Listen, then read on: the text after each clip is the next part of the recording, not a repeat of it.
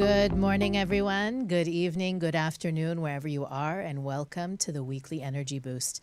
My name is Elisheva, and I am here again. Lucky me. Every month, it seems, we get to have Batya Solomon on the show.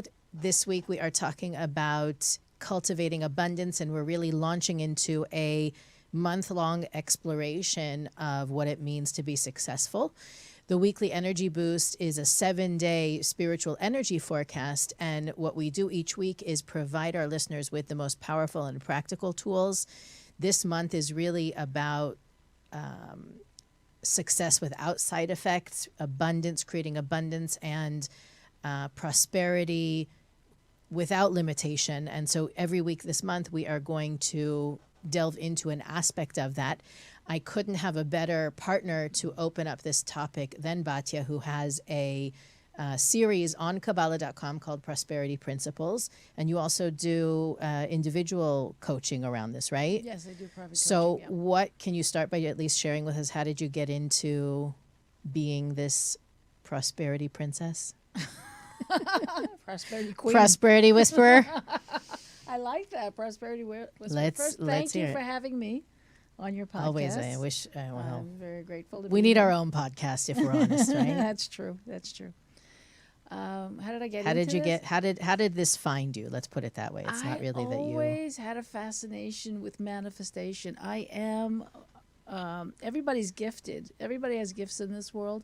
One of my gifts is manifestation. I just, and there's a system to it. And I'm very grateful to have that as my gift, quite frankly. And I love abundance, I just, but it's not what people think it is. A lot of times people think of prosperity, they think about money, money, money, money, money. I want to be prosperous. I want to have a lot of money.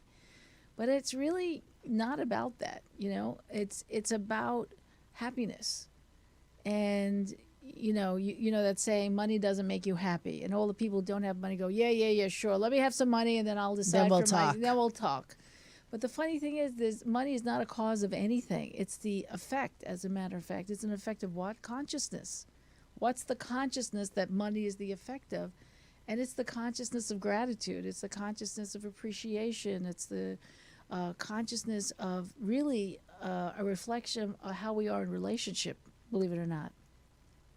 There's a beautiful story I love to tell. It's one of my favorite stories about a very, very rich man. He's an old man. He's got his yacht, and he goes and he's on he goes to one of those beautiful bucolic places, and somewhere in the world where there's just the waters are pristine and life is this idyllic little village, and he's walking along the path, and he sees the dock, and there's a young man, and he's fishing, and they get to talking, and he says to the young man, my favorite thing in the world is fishing. Do you mind if I sit down and fish with you? The man says, no, go right ahead. And they get to talking, and the old man, the rich man, he grows fond of this young man. He's young, he's married, he's got some kids, he's fishing because, to feed his family, and with the fish and a little left over for money for other things. And so the old man wants to help him, and he says to him, if you work extra hard and you get more fish, you can get more money. And the young man says, what would I do with the money? He goes, well, you can buy a boat.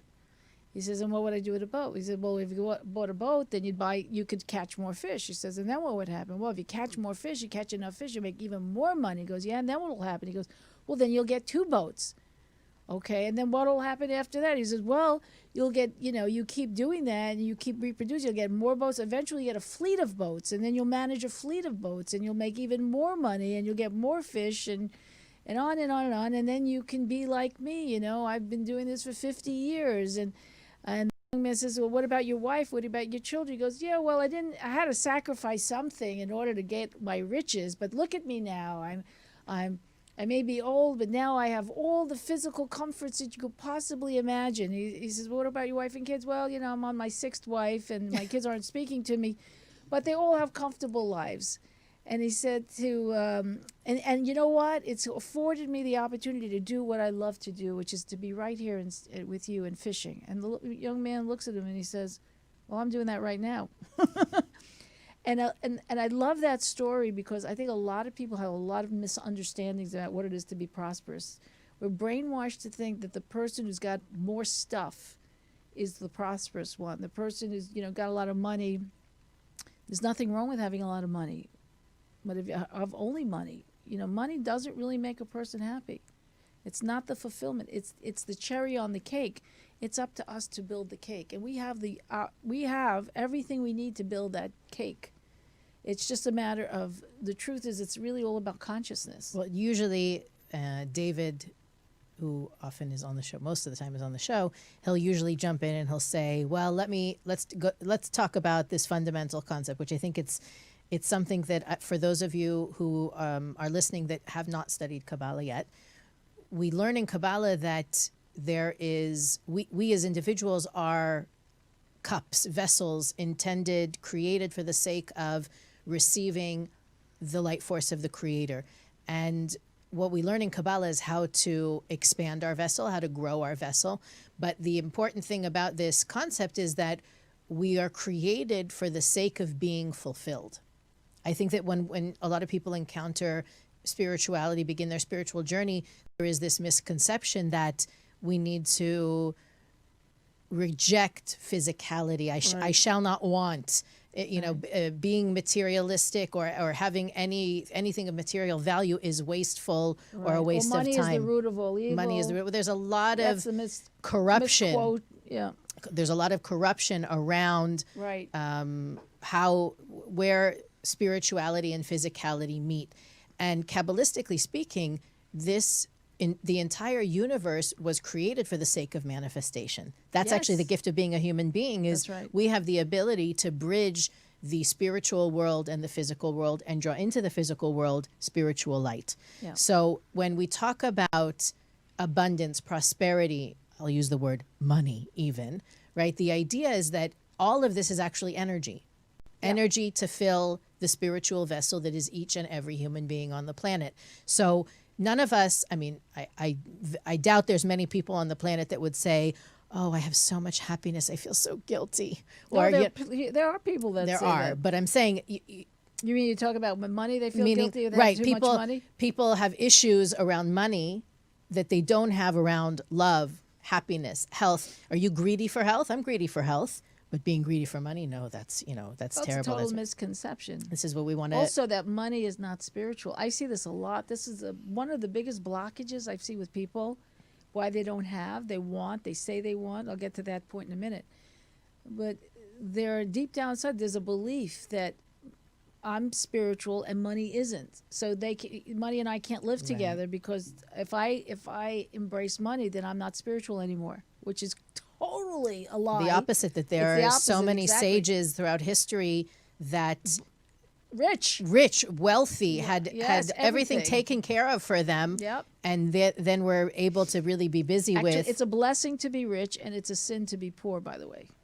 It is. It's a blessing to be rich. Now you have to explain that because you're going to... And it's a sin to be poor. You're going to get a lot of people upset with what you just said. Explain So what? I don't care. Listen to me on the Fear podcast. I don't care.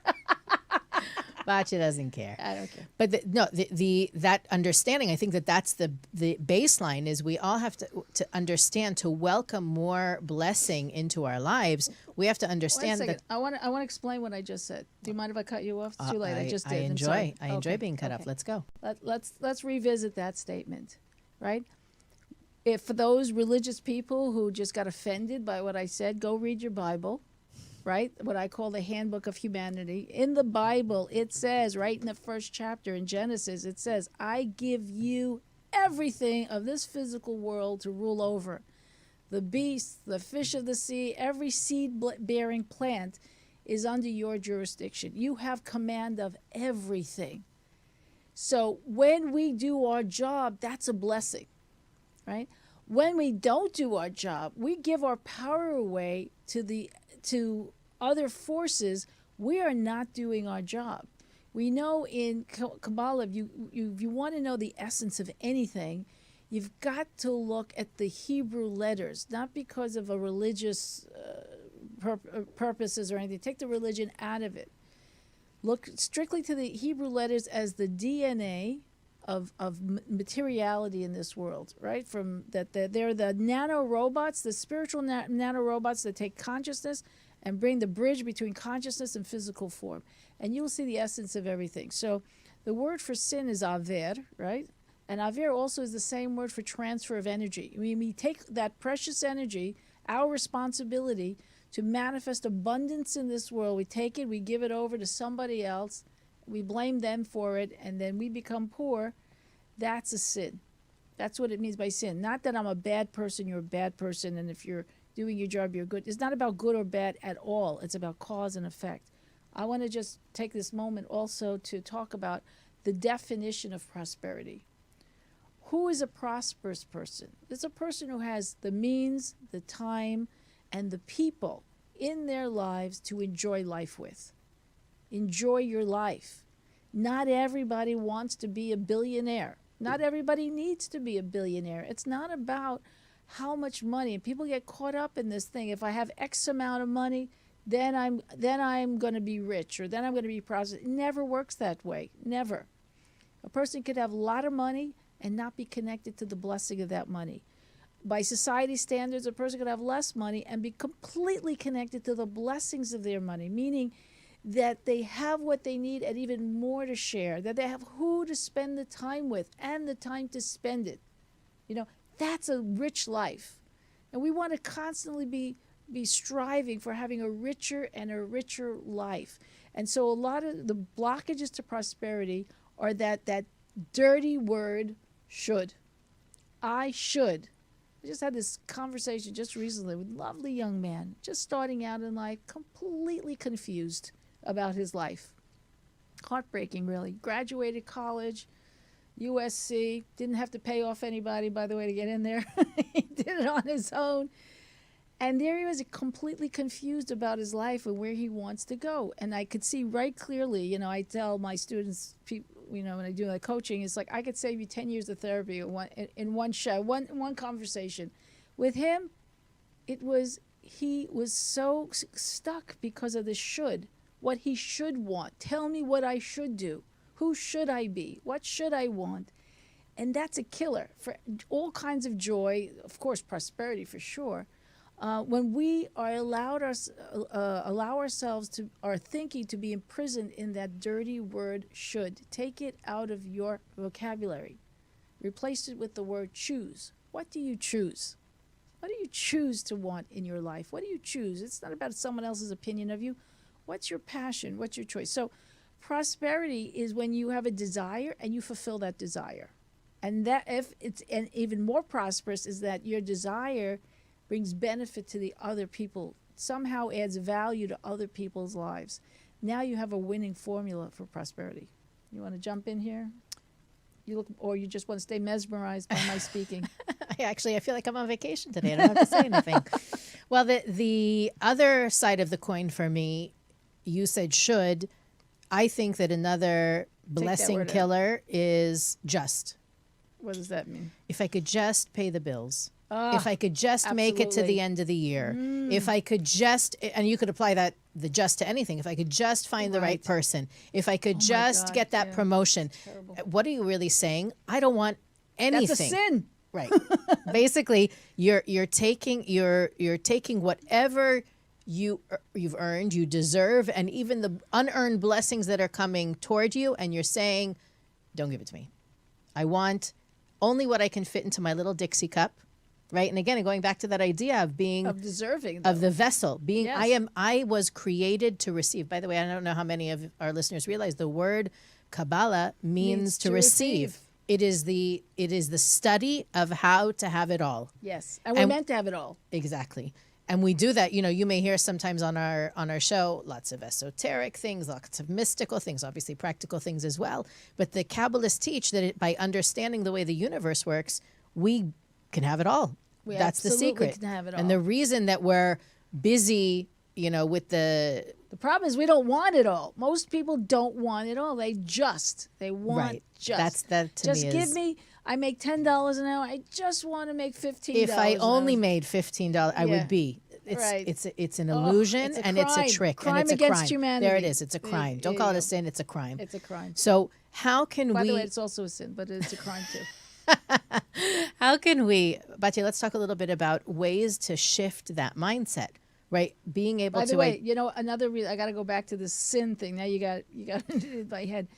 So let's go back to the 10 rules or suggestions for living your best life. Okay. Mistranslated as the 10 commandments, right? Mm-hmm. So one of those suggestions, you know, as I always say, anybody who'll listen to me, because I believe this is the road to world peace. If you realize you're an immortal soul, having a series of human experiences, everything in this world is temporary. We came in with nothing. We're leaving with nothing. Nothing. Can't even take a pair of socks with you. Nothing. Therefore, everything that is in this physical world, it's just on loan. It's just a practice for us. We're in school here. We're just learning how to resist temptation. We're learning how to be magnanimous in our sharing. And so the 10 suggestions is to guide us on how to live our best lives, right? And one of those suggestions is it's not a good idea to steal. Let's talk about stealing, right? Because we use the word sin, right? It's a sin to steal. Thou shalt not steal. What does stealing mean? When the universe wants to give me something, or when I see $100 on the table and it doesn't have my name on it, it belongs to somebody else. And I don't trust that whatever I have is due to my own accountability in my life, my own soul choices. Maybe my ego didn't know what was going on, but my soul chose the challenges of my life, right? Even poverty might be one of them. And I'm not trusting the system, and I see $100, not me, and a person sees $100 on the table, and they go and they take the $100. They took 1% of energy. 99% of that energy is what the money represents. There's nothing. It's just pieces of paper. Try to go, on a deserted island with billions of papers. What are you going to do? Are you going to burn it for fuel there, right? Keep warm. It has no value of in its own except the value we assign it. So the person takes what doesn't belong to them. They take those dollars, and they think they got $100. It's an illusion. They don't have $100. They've got 100 pieces of paper, but they don't have $100. 99% of that energy never left the person it belongs to. And so even when the person takes the 1%, the paper, and they try to spend it or use it, they're going to have 100 or 200% worth of misery, because the universal law, you got to give back twice what you steal, right? So the person is their energy, they're taking something and the energy is slipping through their fingers. What did we say a sin was? Aver, where the energy doesn't stay with us. It goes to the dark side. Let's just leave it like that, right? So that's what I mean when I say it's a sin. We don't claim what is ours, and when we want something that doesn't belong to us because we didn't earn it. But what do we want? That's the question. So for me, what I'm passionate about prosperity is matching people up with their true desires. Because people think they want something because they should want it, but they really don't want it. Once had this conversation with someone, true story, by the way, tells me, okay, how much money do you want to make? He goes, I want to make $100,000 a year. Okay, great. What do you do? I sell insurance. All right, tell me how you spend your time. Well, I get up at 9 o'clock, have some breakfast, do the crossword puzzle, make a few I think calls. you shared this story on a previous episode. Okay, because I love that story. It's so apropos. No, go for it. Yeah, and long story short, is that the personality of somebody who's going to make $100,000? No, because he doesn't really have a vessel. He doesn't have a desire. Vessel means desire. Most of the time when someone doesn't have fulfill the definition of prosperity, meaning feeling complete with your life or happy, you have the means, you love what you do, you love who you're with, and you still have a desire for more. That's the winning formula, right? And by the way, having endless. a desire for more doesn't mean you're not happy with what you have now. Exactly. I think a lot of people have that corrupted mindset Another as well. corruption, In order, I can't wanting more Guilt. is an expression of ingratitude. How dare you want more? How dare you? I haven't told you heard that Be as a kid. happy with what you have. Be happy with what you have. Don't be happy with what you have. Here's the new instruction. Don't be happy with you. I take that back. Be happy with what you have and want more. It's not a contradiction. We've got to, because the pleasure of life is the circulation of energy. Right. It's not being stuck with something. It's as long as Right. energy is moving, we're happy. As When it's not David moving, would it's say, unhappy. don't be a swamp, be a river. Ah, yes. Don't be Bring a it a little swamp. David Gam. Yeah. By the way, I want to just give some context to this conversation. If you're listening live, so it's Monday, but Tuesday, or Monday night to Tuesday night is the new moon of Sagittarius, and that's the reason we chose this topic for today, and we're going to carry it through this month, is because one of the gifts of this month is to be able to increase our ability to be a channel, to be a river, to have better flow and increase the flow in our lives. So one of the things we always mention in the shows around the new moon is that if you can, from Monday night to Tuesday night, and if you're listening after Tuesday night, don't worry, because this energy resonates throughout this month. But in that window in time, those 24 hours, the more you can see yourself and behave in that space of being a channel. And being a channel doesn't just mean having money and giving money. It can be wisdom, love, literally any frequency of energy that you can contain, you can also be a channel for. Well, it says in the Zohar, which if you're listening for a while, the Kabbalah is based on the Zohar. It says that every person is given gifts. Money is a gift. Looks is a gift. Good looks. Good looks is a gift. Speech is a gift. Everybody's got some kind of talent. And if you use that talent, that gift that you was given, and by the way, money is a gift.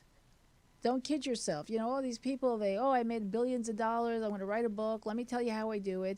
They make more money selling their books and their trainings, and they're the only one who's getting rich. Nobody else seems to be able to duplicate this system because they're in denial about the fact that it is a gift to begin with. But however, everybody's got their job to do in this world.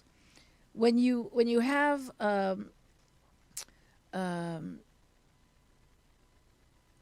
gift, whatever gift you have, and you use it for the sake of sharing, you use it for the sake of adding value to other people's lives, that gift becomes your blessing. It becomes your source of prosperity.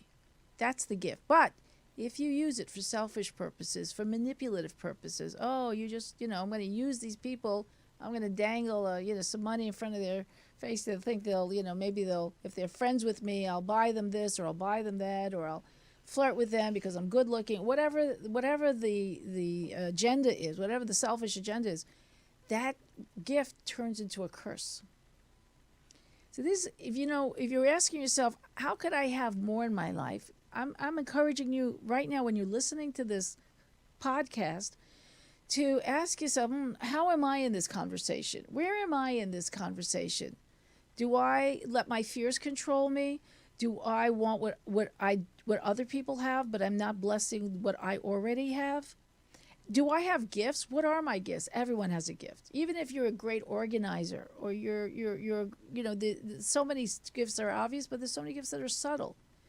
What are your gifts? My gift, like I say, is manifestation. Helping people. I manifest, helping other people manifest. Prosperity is the ability to take a thought and manifest it into the physical dimension. So we are walking, talking in our virtual reality suits, but we are balls of consciousness. That's what we are. And so what manifestation is that taking what's in our consciousness, and it's like churning cream into butter. You churn it, you churn it, you churn it, right? It starts off from one state, and then it ends up in a solid state, right?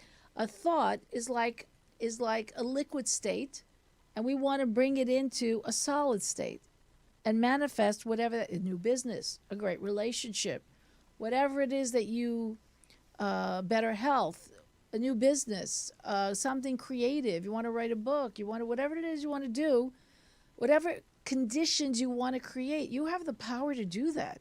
If you're not doing it, there's only two reasons why. One is you don't know how, or two, you don't really want it. And I think that is the number one, as I said before, the number one reason why people do not manifest. People don't know what they want.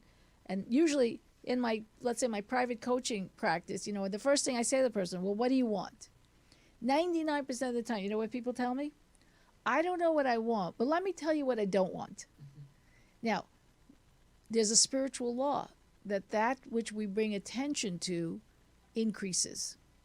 So if we're focused on what's not working, guess what increases? If we keep talking and have that lack conversation going on, I need money, I need money, I need money, I better start a business, I need money because I'm going to do this because I need money. Don't go into business with anybody who, by the way, who talks that way. It's not going to end well, just saying, because the focus is on the lack. It's not on the abundance. I got to lose weight, I got to lose weight, I got to lose weight, I got to lose weight. People get fatter and fatter every time they say, I got to lose weight, because they're giving the command to the universe, focus on, if I have to lose weight, that means I'm fat. It's about changing the conversation. First, changing the conversation in your mind, and then bringing it out into the physical world. I am loved. I am valued. I am supported. I am rich. I'm abundant. I have so much to share. Allowing your heart to fill with love for other people, and just extending that love already changes the conditions around you. It's only a matter of time before you have evidence, like planting a seed, have evidence of a plant and then a tree, and then eventually fruit will come from that. That's the way things work in this world, and I'm fascinated by it. I just can't get enough of it. I have a question here. What do you say to people when they say they've tried everything, or maybe they're not meant to have a lot, or maybe in this life they chose to be poor, or like there's certain people that no matter what they do, they can't create a breakthrough for themselves? Like I said, if a person doesn't get what they want, it's either they didn't really want what they say they want, or they try to bargain about the price of it. Everything in this world has a price. There's no such thing as a free lunch. So if you're going to sit on your couch all day long and think, I'm rich, that's not, there's no such thing as law of attraction, by the way. I hate to bust some bubbles out there. There's just no such thing. There is, however, something called the law of repulsion. That is a spiritual law, right? Law of affinity, law of repulsion. Why is there no such thing as the law of attraction? Because I don't know who came up with that. I have my suspicions that had a commercial agenda there, but whatever. Anyway, the law of attraction implies that there's two entities. There's me, and there's something out there that I want to bring to me. But in Kabbalah, we know there's no such thing. That light, potential energy, and vessel, physical or the receiver, are one. It's an axiom that we just can't wrap our heads around in this world. Light and vessel are one. Everything that we want is coming. We're channeling it from the upper world, let's say, into this world. There's nothing out there for you. There's nothing out there. There's only what's in here. It's only my belief system. It's what I choose to believe. For example, there are people who, their attitude about money, I remember I met somebody, she was great. She goes, I lost $30,000 last year. She goes, I just have to generate more money. She expects it to happen. She knows it. She expects it. She's willing to pay the price of whatever that takes, in an ethical, moral way, of course. But she's willing to put the physical 1% action into it, 99% consciousness, 1% action, letting the light force of the Creator work through me, telling me, giving me inspiration, call that person, read that book. People will, the minute you want something, and test me on this, by the way, the minute you want something, whatever your desire is, it's done on a metaphysical plane. Now, to bring it into a physical plane, pay attention to the way the universe, the creative force, will talk to you. Some will say, read that book, watch that movie, meet me in the park at 3, whatever it is, it's the universe talking to you. We're going to help you get what you want. You said you wanted it, it's done. Now we just have to deliver it into the physical plane. That's what manifestation, and you know what? We all do it. I'll give you a simple example. I'm hungry. What do?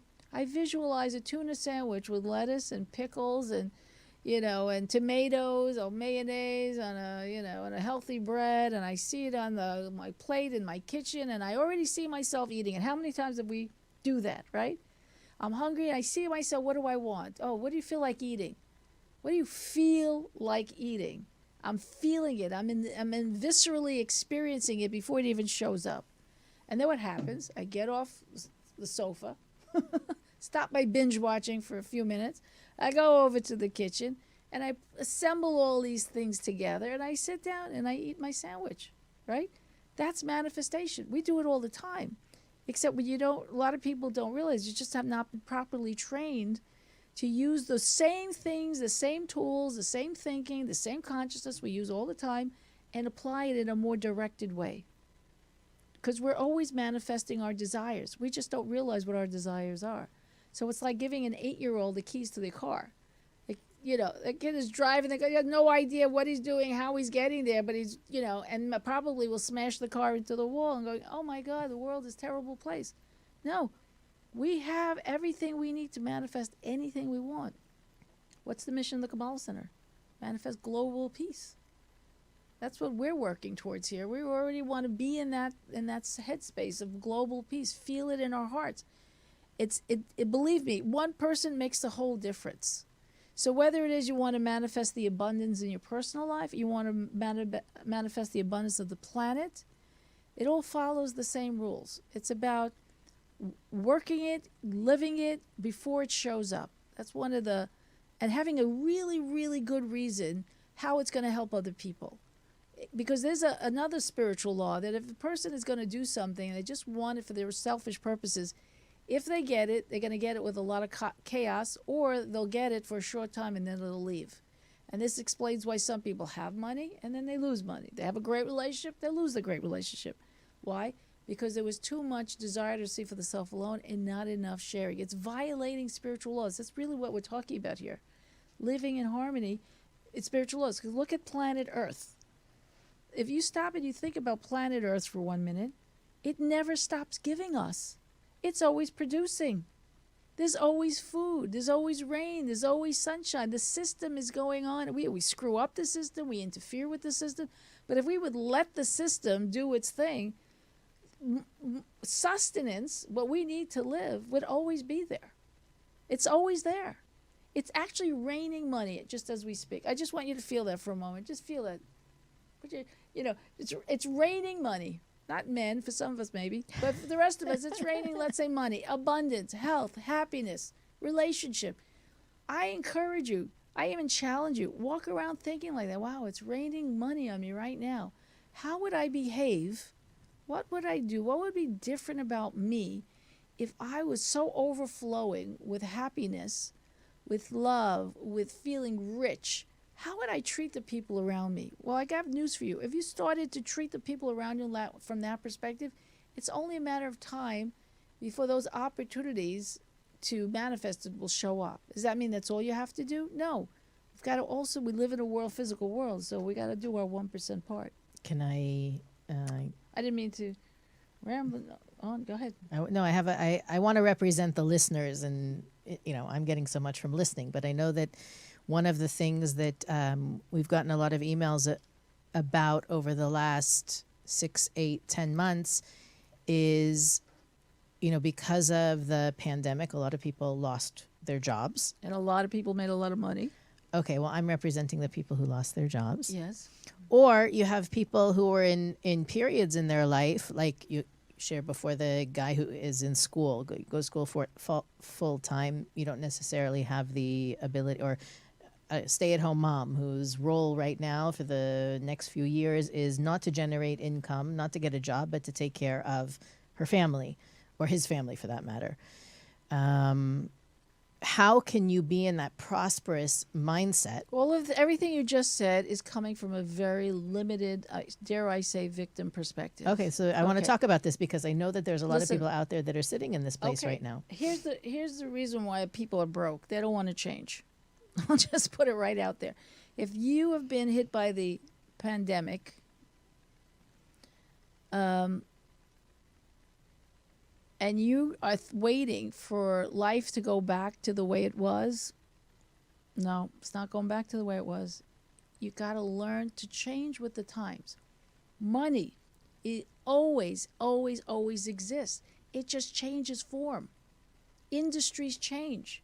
Those people who, by the way, for all the people who lost their jobs, other people suddenly are making money hand over fist. They happen to be in the plastic business, or they happen to be in the pizza Mask business. the mask business, the alcohol sanitizing business, the any business that caters to people who stay home a lot, whatever industry, the real estate, right? Commercial real estate down, but residential real estate shooting through the roof, right?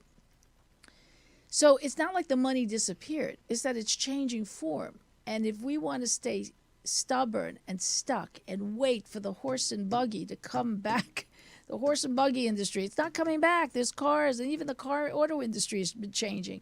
Everything is constantly changing. You can't hold on. You can if you want, but you'll suffer. Especially the message for humanity today is we've got to change. Can't hold on to the way things were. Stop being so stubborn. Look to the future. How can you be creative? What is God loves you. Let me put it that way, at the risk of sounding like a preacher right now. God is good all the time. At the risk of sounding like that, you need to know the universe is conspired for you to win. The universe has your back. It's got your back, exactly. The Creator is on your team, cheering for you all the time. You've got a team of angels around you all the time, cheering you on. Here's the problem. If you don't realize who you are, that's problem number one. You're an immortal soul. You're wearing a temporary virtual reality suit, playing a game that you were meant to win. And you have support to win, and you also have challenges to overcome. But if you understand that, and you're not identifying with your body consciousness, if you insist on identifying with your physical you in a physical world, you're playing a losing game. Just that, you're playing a losing game because you're immortal, and this is all temporary. Like I said before, think about it. People spend their lives hoarding things, hoarding stuff.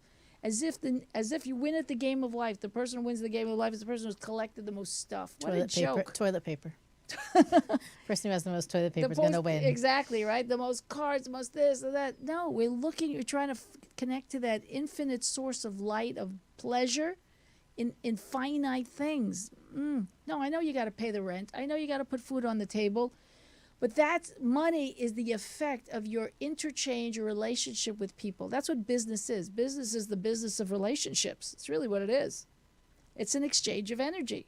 So if you're not exchanging enough energy with enough people, you're going to be broke. But if you decide, hey, what can I do? Not what can I get from them. What can I do? What services can I offer that will bring a benefit to other people? This is how millionaires are made, by the way. And the people who think the opposite, what can I get from other people? They never leave the bottom of the financial pool. I'm just saying, it's the people who are constantly bringing service or benefit to other people that rise to the top. And by the way, that can also be in the day to day. It doesn't have to be, one of the things that it's a lesson that applies, I think, to all concepts, but it works especially well when we talk about abundance and prosperity is, in order for you to experience the light force of the Creator, blessing in everything, pleasure, you have to look for it, right? There's a lot of people that are just waiting for the other shoe to drop or expect the worst. If you expect the best, you will experience it. And there's a apropos biblical story that always reminds me of it is that the Moses and the burning bush. I don't know I don't remember which Kabbalist spoke about it, but they said, you and I imagine in the desert in Egypt, you probably see a lot of bushes on fire out there. But because Moses was looking and saying, well, wait a second, I'm seeing this for a reason. I'm going to go closer and I'm going to see what's going on over there. And again, looking at everything in life like that, you mentioned before, why am I hearing this? This person recommends a movie to me or a book. That's the way God talks to us. Right. That if you're alert and paying attention to receive the communication, you will see it. And you will find that you're in I happen to have that, or I know that, or I just happens to me all the time where in the midst of it, I'm thinking to myself, why am I in this conversation? And 2 days later, I said, oh my, I mean, I'm sure I've shared it on the show before. Oh my God, I was just reading about that, or I know the answer to that because I happen to be in line, but behind somebody talking about that exact same thing. So part of what it means to be a receiver in that sense is to be open, to open your senses, to open your mind, to open your perception about what's taking place around you, and to gravitate less to the limited physicality. I was trying to think of the right word. It's like, if you know that watching the news upsets you, depresses you, makes you angry. Don't watch. Did you know that you can stop watching the news? Exactly. It's fake anyway. You can take the notifications off your phone. You can stop following the people that are posting the garbage that makes you so upset. You can choose, and by choosing what I'm looking at, what I'm looking for, what I'm drawn to, I completely change my experience of life. I want to say another thing, that if you think of thoughts as a frequency of energy, right? And your thoughts are generous, your thoughts are loving, your thoughts are about being of service to others, you're generating a higher frequency of energy. What's the spiritual law? The law of affinity of form. That as you're in that, insisting, no matter what's going on, right? The place is falling apart. You don't know how you're going to pay your rent at the end of the month. I'm talking like that extreme. And you insist on elevating the frequency, and you can do this consciously. You're constantly elevating the frequency. You're not delusional, pretending nothing. No, it's there are physical things. There's lack all around you. You don't have to succumb to that, because all of that is changeable like that. One phone call, one meeting, things can change, and they do change. People appear out of nowhere. Right? Where's the nowhere that everybody's appearing at it? And they leave and go into nowhere. Where are they going? They're getting off your spectrum of your five senses. We can invite onto our spectrum of our five senses an elevated conditions, circumstances that are much more pleasurable and much more prosperous. And there is, no matter what, I don't care what they tell you out there, there's plenty for everyone. There's plenty for everyone. The only reason why people hoard things is fear and lack, so they don't benefit from what they're hoarding anyway. Your 50 rolls of toilet paper are just taking up precious room. Meantime, people are using paper towels because you bought up all the toilet paper. Right, so that doesn't help us. In spirituality, there's either win-win or lose-lose. There's no win-lose. That's an illusion. We're either win-win, because this is how we're going to get ourselves out of the insanity we're in right now, by the way. If you think to yourself, oh, the world's a crazy place, and I feel so helpless and hopeless. I don't know what to do. Here's what you could do. Do acts of kindness without expecting anything in return. Believe it or not, that's going to get us all out of the darkness. If there's a critical mass of people doing acts of kindness, embracing uncomfortable actions of kindness without an agenda, without expecting something in return, we could turn the world around like that. But how do people do that now when, there's countries that are in lockdown, there's people who haven't been able to see their families for months? How do you give us There's something called a telephone. Okay. Being there for someone, an act of sharing. One of the greatest You don't have to sharing, transfer a cookie from your pocket to someone else's. You could transfer money from your bank account to somebody else's. No, but I'm saying it doesn't have to be an exchange of goods in order to be considered sharing. No. I was going to say that a real magnanimous act of sharing is listening to someone. It's one of the most healing things people do. You pay 45 minutes, you're paying money for 45 minutes of what? Somebody's individual attention. It is so healing. We have no idea how healing it is. Meditate on someone. Meditate on the world. Meditate on our country. See them whole and healthy and filled with light and filled with love. There is plenty we can do. We're so much more powerful than we realize. But that opponent force, that dark side, convinces us, who am I? I'm powerless. There's nothing I can do. It's a lie. It's not true. Your greatest strength is your consciousness. It's everybody's greatest strength. And our consciousness could easily be overthrown and kidnapped to the dark side, to feeling helpless and weak and be a victim. No, take back that power. Prosperity is so much more than that. It's so much more than having a few more dollars in your pocket, and I have X amount of money, I'll feel rich. You'll never feel rich. I know people, trust me, you'll never feel rich. You got to feel rich now, and then the money will show up, and it'll be the cherry on the cake. It's the way it works. And I do encourage you. I'm going to give myself a shameless plug right here. Prosperity Principles every Wednesday at 11 a.m. Eastern Time on Kabbalah.com. If you're interested in private coaching, you can email me or through care@Kabbalah.com as well. Well, you left me speechless. Did I? You did. I have that habit. No, I think that maybe the one thing that I think can, with the last few minutes of the show, that we can share with everyone is that Kabbalistically, money is energy. And Yes. the confusing part about it is that we can hold a dollar bill or a $20 bill or a $100 bill in our hands when really it's energy no different than love, health, happiness, etc. The corruption or the confusion around it is that, let's say, health is all good, happiness is all good, love is all good, but money you can use for negative things or positive You things. can use health and everything else for negative How can and you positive. use health for negative? Like, how is health negative? No, I'm saying you can take your healthy body and do negative things with it. I see what you You know mean. what I'm saying? You can take a great relationship and sabotage it. For sure. But I'm saying the energy of love, the energy of health. But the thing with money is we've been brainwashed for centuries that money is evil. And that stems from history of people in power who wanted to keep their power, so they'll spread these lies that the money is the root of all evil. That's not the quote, by the way. It's lust of money is the root of all evil. The lust of anything is the root of all evil. There's no restriction there. I know you talked about restriction. I'm sure the ability to pause and say no to something. Whether it's money or anything else, by the way, if you can't say no to it, it owns you. We want to be the owner, not be owned of whatever that energy form we're discussing right now. So when it comes to cultivating abundance, you have so much you can do right here, right now. First, figure out, what do you want?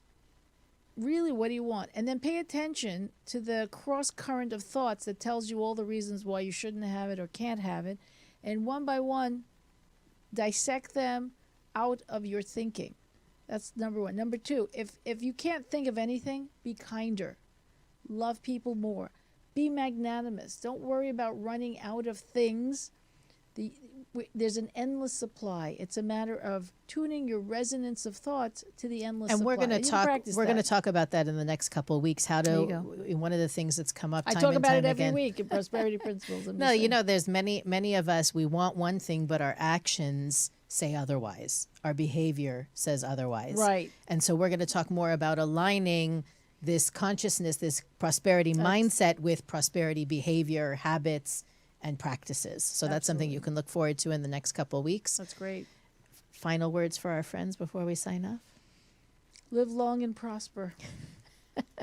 The immortal That word. sounds familiar. That sounds familiar. I hope it's not trademarked. Uh-oh. Was it? It's going to be bleeped. Okay. Sorry if that was just bleeped Live well out. and prosper. No, thank you.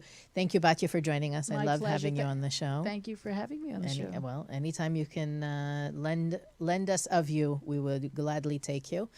Thank you. Have a fabulous week. By the way, if you're watching live on YouTube, you know you can also find us on all podcast platforms. So subscribe, rate, review, and continue to write your comments. We'll be going through them throughout the course of the week. If you have any questions you don't want to make public, you can email us at energyboost@Kabbalah.com. Have a fabulous week, everyone. And we'll see you next time on the Weekly Energy Boost.